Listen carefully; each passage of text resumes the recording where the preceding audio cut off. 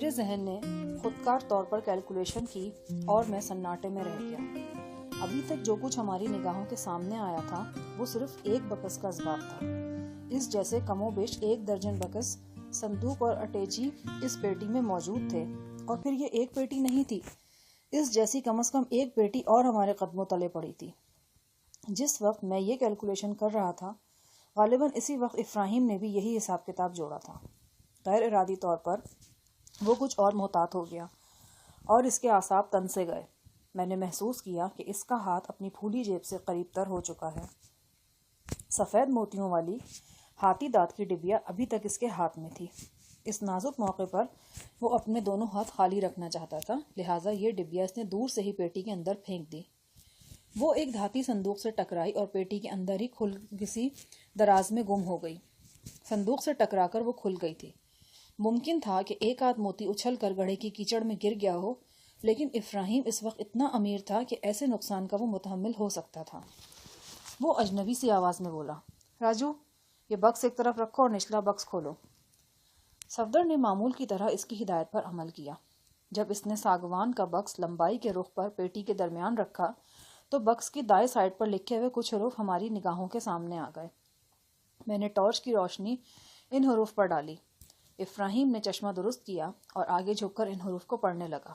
تاہم ان لمحات میں بھی وہ ہماری طرف سے پوری طرح باخبر تھا۔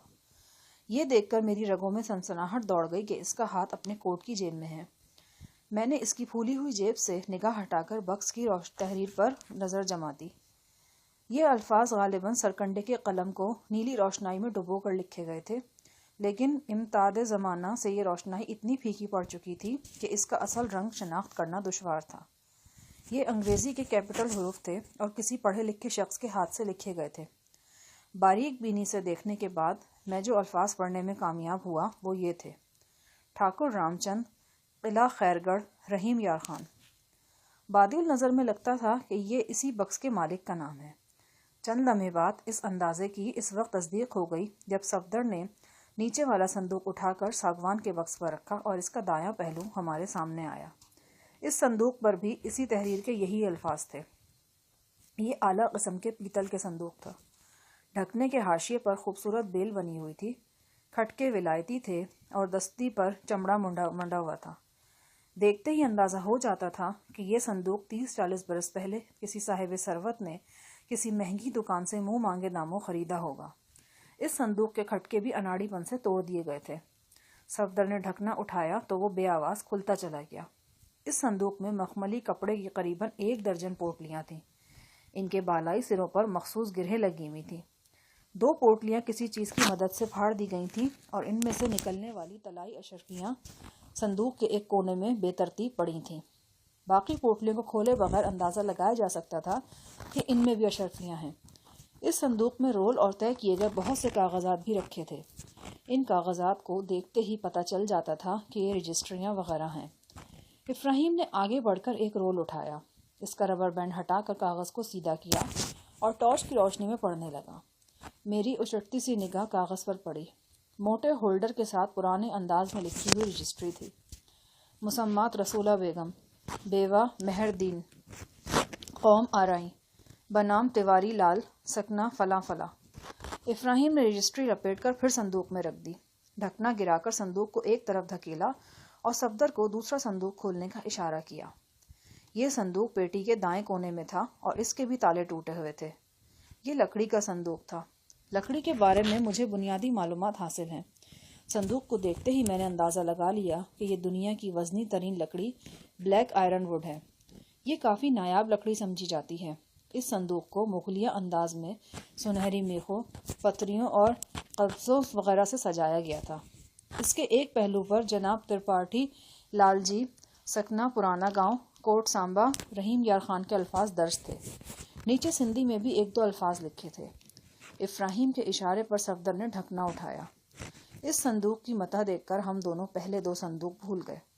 اس صندوق کے 2 حصے تھے۔ 2 فٹ ضرب 1.5 فٹ کا ایک خانہ نیچے سے اوپر تک جڑاؤ گہنوں سے بھرا ہوا تھا۔ یہ گہنے ڈبوں سے نکال کر رکھے گئے تھے، ورنہ ان کے لیے شاید ایسے صندوق بھی ناکافی ہوتے۔ صندوق کا دوسرا خانہ پہلے خانے سے تھوڑا ہی چھوٹا تھا۔ اس میں سونے کا ایک مکمل ڈائننگ سیٹ مائع چمچہ جات اور دیگر لوازمات کے رکھا تھا۔ اس کے علاوہ اس میں سوئٹزرلینڈ کے ساختہ 2 ٹیبل کلاک بھی تھے۔ یہ کلاک مکمل طور پر سونے کے تھے اور ان کے ڈائلز میں ہیرے جگمگا رہے تھے۔ دونوں کلاکس پر وقت 9 بجے کے آس پاس رکا ہوا تھا۔ معلوم نہیں یہ کس زمانے، کس سن اور دن کا وقت تھا، صبح کا وقت تھا یا شام کا، مگر یہ وقت تھا جو کہیں ماضی کے ماہ و سال میں اپنے تمام تر اسرار و رموز کے ساتھ ہی ان صندوقوں کی طرح دفن تھا۔ یہ ٹیبل کلاک ایک اخباری کاغذ میں لپیٹ کر رکھے گئے تھے۔ ابراہیم نے ایک ٹیبل کلاک اٹھایا تو اخباری کاغذ کے ٹکڑے پر میری نگاہ پڑی۔ یہ ٹکڑا گزرے ہوئے وقت کے سبب اپنا اصل رنگ و روپ کھو چکا تھا، تاہم اس کے اصل مندرجات پڑھے جا رہے تھے۔ ایک کونے میں وائسرائے ہند لارڈ ماؤنٹ بیٹن کی تصویر تھی۔ وہ لنگوٹی پوش گاندھی کے شانہ بشانہ کھڑا تھا۔ دونوں کسی بات پر کھل کر مسکرا رہے تھے۔ نیچے ایک طرف سرخی لگی ہوئی تھی، بٹالہ کو مسلم آبادی سے خالی کرایا جا رہا ہے، مہاجرین کے قافلوں پر سکھوں کے حملے۔ بائیں گوشے میں ایک اور 2 کالمی خبر نظر آ رہی تھی۔ سرخی تھی، قادیان کے اطراف میں کشیدگی بڑھ گئی۔ یہ 2 سرخیاں دیکھنے کے بعد میرے لیے یہ جاننا مشکل نہیں تھا کہ یہ اخباری ٹکڑا کس دور سے تعلق رکھتا ہے۔ یہ اگست 1947 کے آس پاس کا زمانہ تھا۔ باؤنڈری کمیشن کا اعلان ہونے والا تھا یا ہو چکا تھا، اور پاک و ہند کی سرحد کی دونوں جانب زندگی درہم برہم ہو کر رہ گئی تھی۔ کسی نامعلوم اخبار کا یہ مختصر سا ٹکڑا دیکھ کر ایک پورا دور میری آنکھوں کے سامنے زندہ ہو گیا۔ تاریخ پاک و ہند کے حوالے سے پڑھی اور سنی ہوئی بہت سی باتیں یاد آئیں۔ بنگال اور بہار میں خونی فسادات، لوٹے پٹے قافلوں کی دردناک مسافتیں، پھر قیام پاکستان کا اعلان، اور پنجاب میں خون کی ہولی۔ ایک میرا یہ شبہ یقین میں بدلنے لگا کہ ہم اس عمیق گڑھے میں کھڑے جو کچھ بھی دیکھ رہے ہیں، اس کا تعلق کسی نہ کسی طور اسی پرآشوب دور سے ہے۔ ابراہیم کچھ دیر بیش قیمت ٹیبل کلاک کو الٹ پلٹ کر دیکھتا رہا، پھر اسے صندوق میں رکھ کر اس نے صندوق کا ڈھکنا گرا دیا۔ نہایت وزنی ڈھکنا پرشور آواز سے گرا اور تہخانے میں یہ صدا دیر تک گونجتی رہی۔ ابراہیم نے تیز نظروں سے باقی صندوقوں کا معائنہ کیا۔ وہ سب مقفل دکھائی دیتے تھے۔ بعض صندوقوں کے تالے ہضمی تھے، جبکہ کچھ کی کنڈیوں سے اچھی قسم کے تالے جھول رہے تھے۔ معائنے کے بعد ابراہیم سیدھا ہوا اور الٹے قدموں چل کر پیٹی سے دور ہٹ گیا۔ اوکے، پیٹی بند کر دو۔ صفدر نے فوراً اس کی ہدایت پر عمل کیا۔ پیٹی کا ڈھکنا کچھ ٹیڑھا ہو چکا تھا، اسے بند کرنے میں دشواری پیش آئی، تاہم یہ دشواری ڈھکنا کھولنے کے معاملے میں معمولی تھی۔ جب میں اور صفدر ڈھکنا بند کر رہے تھے، ابراہیم رسی کی سیڑھی پر پاؤں رکھ چکا تھا۔ وہ گڑھے سے نکل کر زری گل کے پہلو میں پہنچ گیا تو میں اور صفدر بھی یکے بعد دیگرے باہر نکل آئے۔ ابراہیم کے بال منتشر تھے، اینک ناک کی ڈھلان پر تھوڑی سی کھسک چکی تھی۔ وہ ہانپا ہوا تھا اور دونوں ہاتھ کوٹ کی جیبوں میں ڈالے یک ٹک گڑھے کی طرف دیکھ رہا تھا، جیسے خود کو یقین دلانے کی کوشش کر رہا ہو کہ جو کچھ نگاہوں کے روبرو ہے وہ حقیقت ہے۔ یکا یک اسے ہماری موجودگی کا احساس ہوا اور وہ چونک سا گیا۔ اس نے اپنا کیچڑ آلود ہاتھ کوٹ کی لتھڑی ہوئی جیب سے باہر نکالا اور گھڑی دیکھ کر بولا، اوہو، 1 بج گیا۔ تم لوگوں نے شاید ناشتہ بھی نہیں کیا تھا۔ میرا خیال ہے اب کوئی بھی کام کرنے سے پہلے کھانا کھا لو۔ کوئی بات نہیں جناب، بالکل بھوک نہیں ہے، صفدر نے کہا۔ تمہارے چہرے بتا رہے ہیں کہ تم بھوکے ہو۔ چلو شاباش، پہلے کھانا کھاؤ۔ میں نے محسوس کیا کہ اسے ہماری بھوک کی زیادہ فکر نہیں، دراصل وہ اپنی بے پایہ مسرت و حیرت کو ہضم کرنے اور سوچ بچار کے لیے تھوڑا سا وقت چاہتا ہے۔ تہخانے میں ایک بڑا جستی حمام پانی سے بھرا ہوا تھا۔ ہم نے ٹوٹی کھول کر باری باری اپنے بتھڑے ہوئے ہاتھ پاؤں دھوئے، پھر گیلے کپڑوں کے ساتھ ہی کھانا تیار کرنے میں جٹ گئے۔ یہ حقیقت تھی کہ ہماری بھوک مر چکی تھی۔ پچھلے 3-4 گھنٹوں میں ہم جو کچھ دیکھ چکے تھے، اسے دیکھنے کے بعد بھوک کا مر جانا عین حسب حال تھا۔ کل کے سنبھالے ہوئے سالن کو ہیٹر پر گرم کرتے ہوئے میں نے صفدر اور زری گل کو ایک ساتھ مخاطب کر کے کہا، ہمیں چوکس رہنا ہوگا، ابراہیم ہمارے لیے خطرناک ثابت ہو سکتا ہے۔ زری گل نے جوابی سرگوشی کی، سبزی کاٹنے والا چھری ہماری شلوار کے نیفے میں، ہم نے ایک اور چھری بھی در کمرے میں دیکھا ہے، وہ مل جائے تو کم از کم 2 آدمی مسلح ہو سکتا ہے۔ میں نے کہا، مسلح ہونے سے زیادہ ہوشیار رہنے کی ضرورت ہے۔ اس خبیث کی جیب میں بھرا ہوا پستول ہے. چھری سے پستول کا مقابلہ اسی وقت ہو سکے گا جب ہم پہلے سے چوکس ہوں گے. صفدر بولا, کیوں نہ اس کے کچھ کرنے سے پہلے اس پر قابو پا لیا جائے. نہیں, اس کی ضرورت نہیں. ابھی اس شخص کو ہماری ضرورت ہے. اصل خطرہ اس وقت سامنے آئے گا جب وہ ہمیں غیر ضروری سمجھنے لگے گا. افراہیم ہم سے 15-20 قدم دور آرام کرسی پر براجمان تھا. بوتل اور گلاس ہاتھ میں تھے اور وہ اپنی اندرونی ہلچل پر قابو پانے کے لیے مسلسل گھونٹ لے رہا تھا. پھر وہ اٹھ کر ٹہلنے لگا. کچھ دیر زینوں کے قریب چکراتا رہا, پھر گڑھے کے کنارے آن کھڑا ہوا. سگریٹ مسلسل اس کے ہونٹوں میں تھا. ابھی ہم نے کھانا ختم ہی نہیں کیا تھا کہ وہ ہمارے پاس پہنچ گیا. میں تھوڑی دیر کے لیے باہر جا رہا ہوں. ہو سکتا ہے شام کے بعد کچھ مہمان آئے یہاں. میں نہیں چاہتا کہ انہیں یہاں تمہاری موجودگی کا علم ہو. میں تہہ خانے کی بتیاں بجھا جاؤں گا. تم بھی اپنے کمرے کو اندر سے بند کر لینا اور روشنی وغیرہ بجھا کر رکھنا. بلکہ بہتر ہے کہ میں کمرے کو باہر سے لاک کر جاؤں. ہاں, یہ زیادہ مناسب رہے گا. تم کسی قسم کا وہم دل میں مت لانا. بے فیض شخص نہیں ہوں میں. تمہیں تمہاری محنت کا صلہ توقع سے بڑھ کر ملے گا. یہ میرا وعدہ ہے تم سے. اس کی آواز اندرونی ہیجان کے سبب لرز رہی تھی. غالباً اسی لرزش کو چھپانے کے لیے اس نے زیادہ بولنا مناسب نہیں سمجھا. کھانے سے فارغ ہو کر ہم کمرے میں چلے گئے. افراہیم نے تہہ خانے کی تمام لائٹیں بجھا دی اور ہمارے کمرے کو باہر سے مقفل کر دیا. ہم نے کمرے کی بتی جلتی رہنے دی تھی, تاہم افراہیم نے یہ ہدایت کی کہ جب تہہ خانے کا دروازہ کھلنے لگے تو ہم یہ بتی بھی بجھا ڈالیں. تہہ خانے میں دن اور رات برابر تھے, لیکن ہماری گھڑیوں کی سوئیاں بتا رہی تھیں کہ اس ویران حویلی سے باہر شام کے سائے پھیل رہے ہیں. ہم تصور کی نگاہوں سے دیکھ رہے تھے کہ جنتر, کیکر اور ٹاہلی کے درخت دھیرے دھیرے اپنے خد و خال تیرکی کے حوالے کر رہے ہیں, اور جلد ہی قریب و جوار میں سناٹے اور اندھیرے کے سوا کچھ باقی نہیں رہ جائے گا. صفدر نے کہا, مجھے تو لگتا ہے میں کوئی خواب دیکھ رہا ہوں. ابھی ہڑبڑا کر اٹھوں گا تو خود کو ساحل صاحب کی حویلی میں پاؤں گا. فریال خالی گلاس لیے میرے سرہانے کھڑی ہوگی اور کہے گی, صفدر اب بھی نہیں اٹھو گے تو پوری بالٹی سر پہ انڈیل دوں گی. زنی گل بولا, ہمارا حال بھی اس سے ملتا جلتا ہے. کئی دن سے نسوار نہیں ملا. دماغ کو خشکی چڑھا ہوا ہے. اٹھتے بیٹھتے چکر آتا ہے. لگتا ہے خواب میں بھی چل پھر رہا ہے ہم. ابھی آنکھ کھل جائے گا تو پھر یہ حرامی افراہیم ہوگا, نہ یہ کنواں نہ صندوق بندوق. استاد جی, کیسا عجیب لگ رہا ہے نا سب کچھ. ایسا تو جادو کی فلموں میں ہوتا ہے. ہم نے جادو کا سب سے پہلا فلم مزار داستان دیکھا تھا. اپنے محمد علی صاحب نے کام کیا تھا اس میں. ساتھ میں رانی اور تالش وغیرہ بھی تھا. اس کے بعد حاتم تائی, گل بکاولی, پرستان, علی بابا 40 چور اور بہت سے طلسمی فلم ہم نے دیکھا. ایک ایسا ہی فلم ہم نے پشاور میں دیکھا تھا. ہم نے ایڈوانس بکنگ کرا رکھا تھا, لیکن شو کے ٹائم ہمارے سائیکل کا ٹائر پنکچر ہو گیا. ہم ہاف ٹائم سے تھوڑا دیر پہلے سنیما پہنچ سکا تھا. جب ہم سنیما میں گھسا تو اپنا سدھیر صاحب ایک غار میں سے ہیرے جواہرات نکال رہا تھا. ہم کو لگ رہا استاد جی کہ آج ہم نے بھی ایک ایسا ہی فلم دیکھا ہے جو پتہ نہیں کب سے چل رہا تھا. خدا معلوم کب سے ان تالا بند صندوقوں تک پہنچنے کا کوشش ہو رہا ہوگا. ان کی تلاش میں کون کون سا پاپڑ بیلا گیا تھا اور کہاں کہاں کا خاک چھانا گیا تھا. لیکن ہمارا خوش قسمتی کہ ہم اس وقت اس اسٹوری میں داخل ہوا جب تلاش ملاش کا کام ختم ہونے کے قریب تھا. او خدایا, ہمارا تو آنکھیں اب تک پھٹا ہوا ہے. پتہ نہیں کتنا دولت ہے. اس سے تو پشاور میں لاہور جیسا بادشاہی مسجد کھڑا کیا جا سکتا ہے. زری گل نے عام انداز میں بڑے پتے کی بات کہتی تھی. واقعی یوں محسوس ہو رہا تھا جیسے ہم سب ایک فلم کو درمیان سے دیکھنے لگے ہیں یا کسی ناول کو بیچ سے پڑھنے لگے ہیں, اور جس جگہ سے ہم نے دیکھنا یا پڑھنا شروع کیا ہے وہ کہانی کا ایک جاندار موڑ ہے. معلوم نہیں رجمن, افراہیم اور ان کے بہی خواہ کب سے اس دفینے کی تلاش میں تھے. میری معلومات کے مطابق وہ 1.5-2 سال سے سرگرداں تھے. اس سے پہلے وہ کئی حویلیاں خرید چکے تھے اور کئی ویرانوں کی خاک چھان چکے تھے. صفدر بولا, میرا خیال ہے آپ نے ایک بات نوٹ کی ہوگی. اس پیٹی کے نیچے بھی ایک پیٹی موجود ہے. بالکل موجود ہے, اور میرا خیال ہے افراہیم کو پہلے سے پتا تھا کہ ایک پیٹی اور بھی ہے. ہمارا تو خیال ہے اس حرامی کو ہر بات کا خبر ہے, ورنہ وہ نچلا بیٹھنے والا نہیں تھا.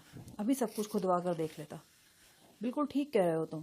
ہم ہمیشہ سے ٹھیک کہتا ہے, لیکن یہ صفدر صاحب ہماری بات کا قدر کرتا ہے, نہ ہمارا دل کا اور نہ دماغ سے, تو یہ ویسے ہی منکر ہے.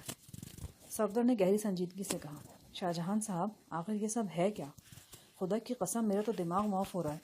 جس بات کو ہم کل تک مذاق سمجھ رہے تھے وہ حقیقت نکلی ہے اور ہماری آنکھوں کے سامنے ہے۔ تم اپنی بات چھوڑو، ارجمند اور افراہیم کے قریبی ساتھی بھی اس بات کو سنجیدگی سے نہیں لے رہے تھے۔ میں نے اپنے کانوں سے قادر زمان کو افراہیم کا مذاکرہ اڑاتے سنا تھا، اور ممکن ہے اس وقت بھی وہ حویلی سے چند کوس دور مرغابیوں اور خرگوشوں کے پیچھے خجل ہو رہا ہو، یہ جانے بغیر کہ جس دولت کے لیے وہ ہر حرام کام کر گزرتا ہے وہ ڈھیروں کے ڈھیر اس حویلی میں پڑے ہیں۔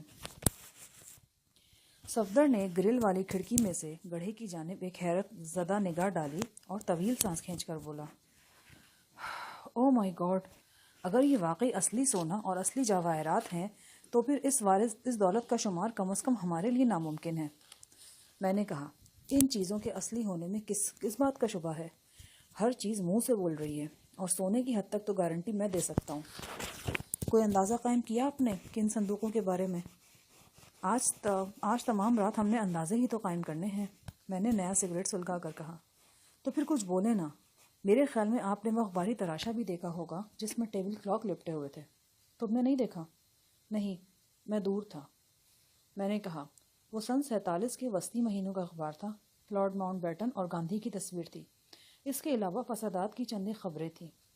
صفدر کے چہرے پر روشنی سی پھیل گئی۔ میرے جواب سے اس کے کسی اندازے کی تصدیق ہو گئی تھی۔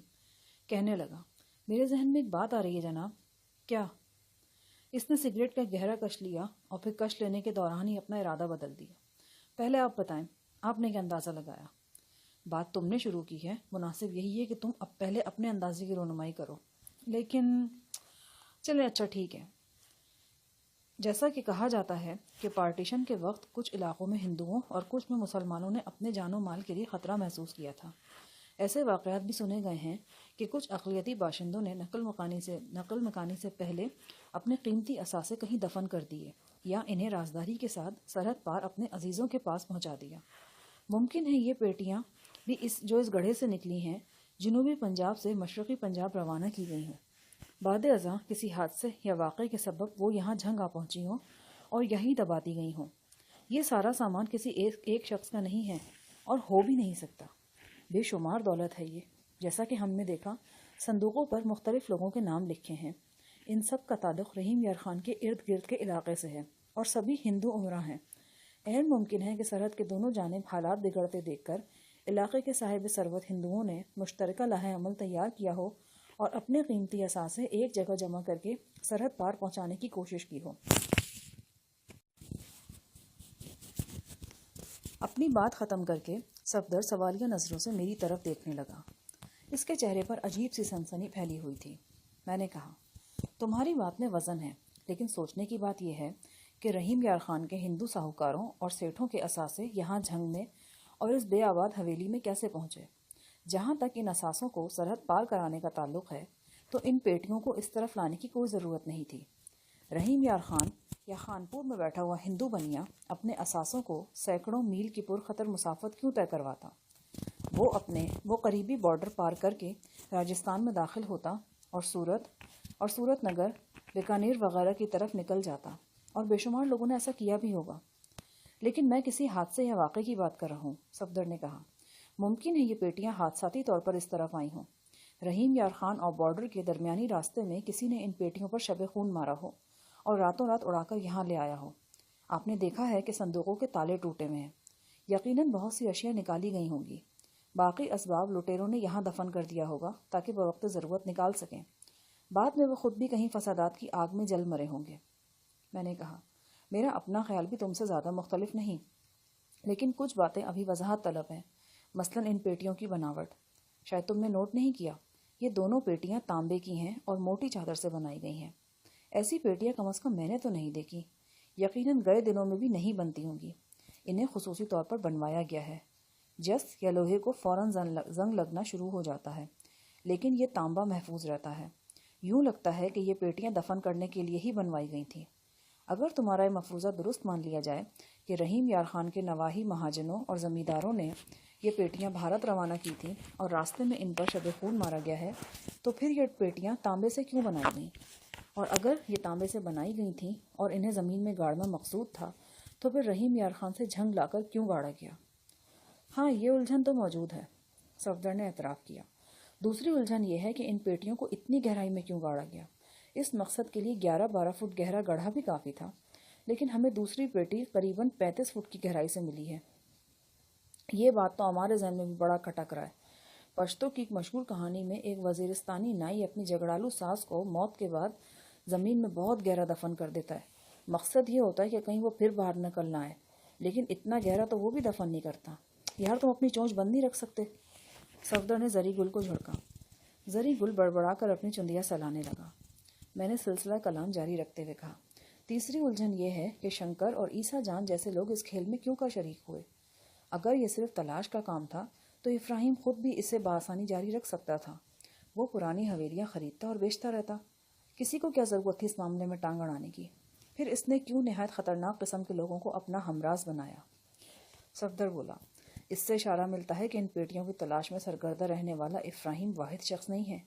کچھ اور لوگ بھی اس مہم میں دلچسپی لے رہے تھے اور انہیں بددل کرنے یا میدان سے بھگانے کے لیے ابراہیم نے خطرناک افراد کو اپنے گرد جمع کر رکھا تھا۔ اچانک تہہ خانے کے آہنی دروازے پر کچھ آہٹیں سنائی تھی۔ زری گل چونک کر کھڑا ہو گیا۔ اسے ابراہیم کی ہدایت یاد آ گئی تھی کہ دروازہ کھلنے سے پہلے ہی بتی بجھا دی جائے۔ کمرے میں اندھیرا ہوتے ہی پورا تہہ خانہ تاریکی میں ڈوب گیا۔ اب ہمارے قدموں میں صرف ہیٹر کی سرخ روشنی تھی۔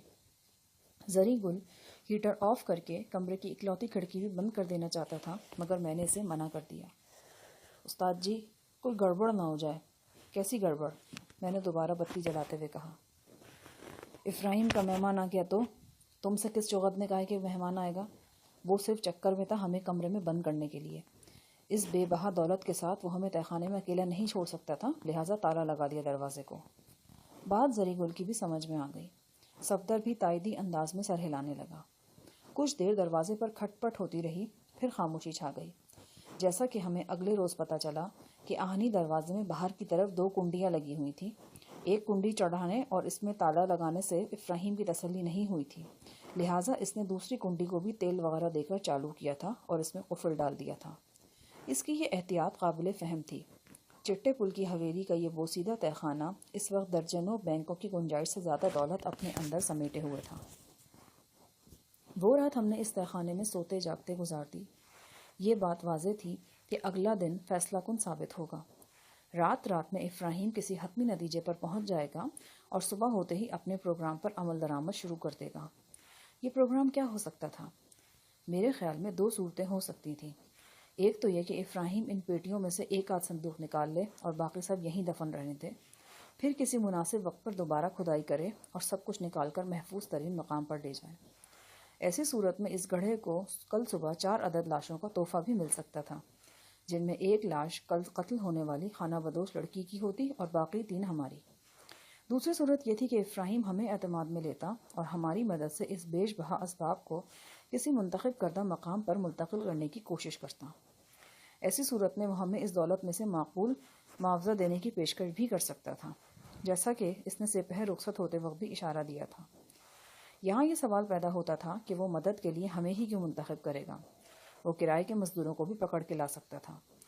جواب یہ تھا کہ کرائے کے مزدور وہ نہیں کر سکتے تھے جو ہم کر سکتے تھے، اور اس میں وقت ضرورت بھاگ دوڑ اور مارا ماری کی خدمات بھی شامل تھیں۔ رجمن والے واقعے کے بعد وہ ہم تینوں پر اور خاص طور پر صفدر پر بہت اعتماد کرتا تھا۔ اس کا خیال تھا کہ ہم جی حضور